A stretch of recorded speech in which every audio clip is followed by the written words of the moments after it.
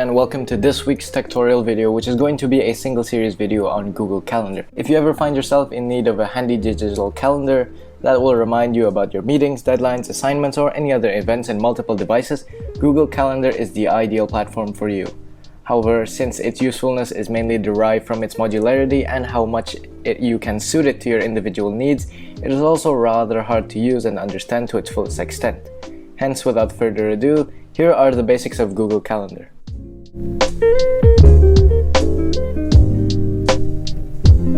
Logging in is simple enough and works the same way with every other Google application like Google Docs or Gmail. Enter your email as shown above and enter the password to that email account as follows.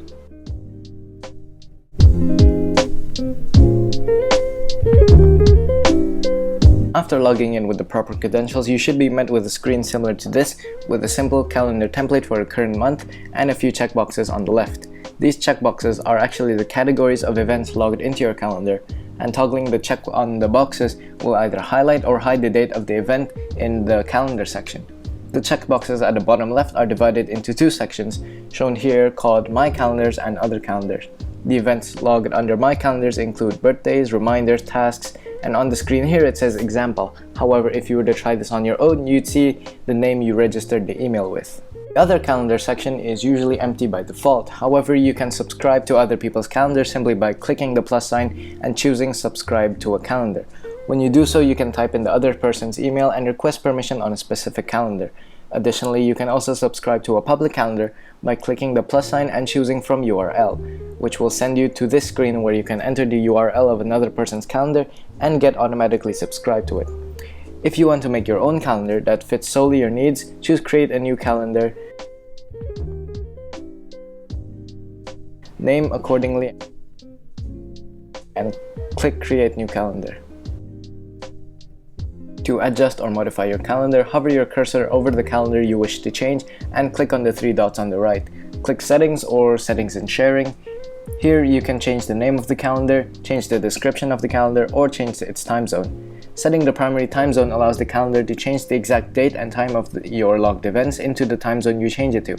If you're, for instance, someone who travels overseas a lot, you can enable Ask to update my primary time zone to current location, so that it keeps up with your current GPS location automatically. You also have certain view options such as 12-hour time or 24-hour time, all of which are simple to understand. Going back to the main calendar settings section and scrolling down a bit further, you can see its sharing options. Under Access Permissions, you have the option to make it available to the public, and if the email is part of an organization like that of a school or work email, there's also an option to make it available to that organization. If you do enable either of these two options, you can either show only the free and busy times in your calendar so that people know when they can have a meeting with you, or allow people to see every event and their descriptions in your calendar. Enabling auto-accept invitations that do not conflict enables people to invite you to a certain event from Google Calendar in an empty time slot in your calendar. The second option is to automatically add all invitations so that any event a person invites you to through this calendar will be automatically added. Lastly is not showing your invitations to this calendar, meaning nobody that you share this calendar with can book an appointment with you. If you think making the calendar available to the public or your general organization is too broad, then you also have the option to share it with specific people only. When you do this, you have the option to either show only free or busy times, show all your events in the calendar, allow the person to make changes to the events, or even allow them to do all the above and manage sharing permissions as well, which gives them full access to customize this calendar.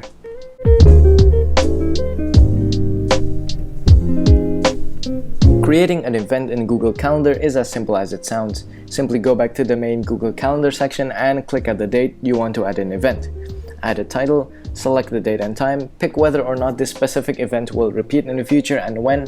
Optionally, you can also add a link to a conference meeting such as Google Meet. If applicable, you can also add a location to this event if you wish to be that specific. Additionally, you can also add a notification alert to either your device or through your email, which can be set to how many minutes before the actual event by clicking Add Notification.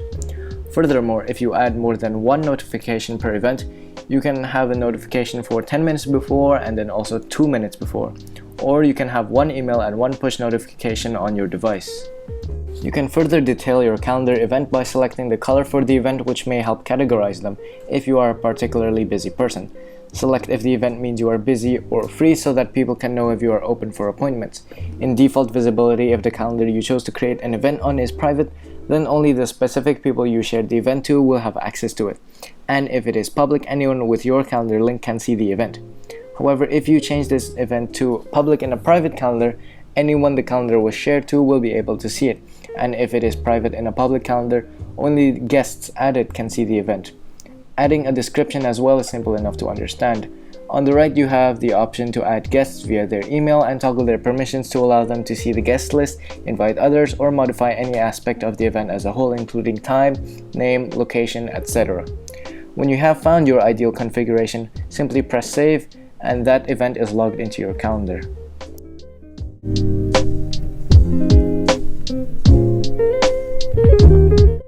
As opposed to events, you also have the ability to create tasks in Google Calendar. Tasks are essentially events that are logged into your calendar, however doesn't use notifications and doesn't involve other people. It is the equivalent of a digital post-it note with a description. Simply click on one of the blocks in the calendar just like with creating an event, then add a title, select a time or make it an all-day task, add description, then save.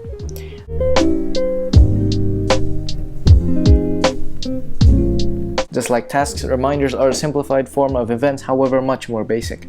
Simply click on one of the blocks in the calendar, select the time or make it an all-day reminder, and you have the option to make it repeat or not. Then click save. Easy as that.